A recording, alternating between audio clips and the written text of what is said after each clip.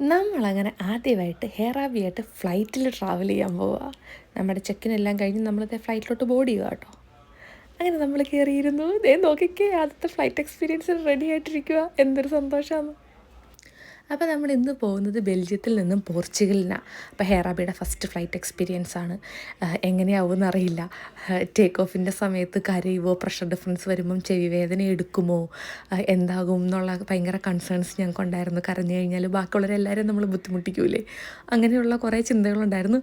പക്ഷേ ഹെയറാ ബേബിയാണെങ്കിൽ നമ്മുടെ അടുത്ത് നന്നായിട്ട് സഹകരിച്ചു. അവൾ ഒരു വഴക്കുമില്ലായിരുന്നു, എൻജോയ് ചെയ്ത് കടന്നു. പിന്നെ അവളുടെ കളിക്കുന്ന സാധനങ്ങളൊക്കെ നമ്മൾ കൊണ്ടുപോയിട്ടുണ്ടായിരുന്നു കേട്ടോ. അപ്പോൾ ഇടയ്ക്ക് കുറച്ച് നേരം ഞങ്ങളത് വെച്ച് കളിച്ചു. പിന്നെ ഒരു ഉറക്കമൊക്കെ പാസ്സാക്കി കഴിഞ്ഞപ്പോൾ നമ്മളെത്തി ലിസ്ബണിൽ. നമ്മൾ എയർപോർട്ടിൽ നിന്ന് നേരെ റൂമിൽ പോയിട്ട് റെസ്റ്റ് എടുത്തതിന് ശേഷമായിട്ട് ഇറങ്ങിയിരിക്കുന്നത്. നമ്മുടെ ഓട്ടോറിക്ഷ, അവിടുത്തെ ടുക് ടുക് അതൊക്കെ കണ്ടു. അന്നേരം നമ്മൾ നൈറ്റ് ലൈഫൊക്കെ നല്ല, നമ്മൾ സ്റ്റേ ചെയ്യുന്ന അവിടെ നിന്ന് താഴെ നിന്നുള്ള വ്യൂ ആയിരുന്നു കേട്ടോ. നല്ലൊരു വ്യൂ ആയിരുന്നു. അപ്പോൾ അവിടെ പോയി കുറച്ച് നേരം എൻജോയ് ഒക്കെ ചെയ്ത് നമുക്ക് ഫുഡൊക്കെ കഴിക്കണം, പിന്നെ നൈറ്റ് ലൈഫൊക്കെ ഒന്ന് കാണണം.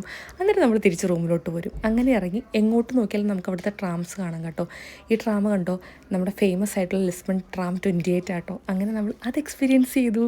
ഇത് ഹെയറാ ബേബിയുടെ ഫസ്റ്റ് ട്രാം എക്സ്പീരിയൻസുമാണ്, അതും ലിസ്ബണിലെ ട്രാം 28. എന്താല്ലേ അവളുടെ ഒരു ഭാഗ്യം. അവൾക്കിതൊന്നും ഓർമ്മയില്ലായിരിക്കും, പക്ഷേ വലുതായി വരുമ്പോൾ ഞാനിതെല്ലാം കാണിച്ചു കൊടുക്കും. ഈ സ്ട്രീറ്റ്സ് കണ്ടോ, ഇതൊക്കെ കല്ല് ഭാഗിയതാണ്. അതുകൊണ്ട് തന്നെ നമുക്ക് അത്ര സ്ട്രോളർ ഫ്രണ്ട്ലി അല്ലായിരുന്നു. നമ്മൾ അവളെ ക്യാരി ബാഗിലിട്ടാണ് കൊണ്ട് നടന്നത്. അങ്ങനെ നമ്മൾ നടന്ന് കുറേ സ്ട്രീറ്റ് പെർഫോമൻസസും കണ്ട്, ഈ ലൈവ് സ്റ്റാച്ചിങ് കണ്ട് ഇന്നത്തെ പരിപാടി നിർത്തിയിരിക്കുകയാണ്.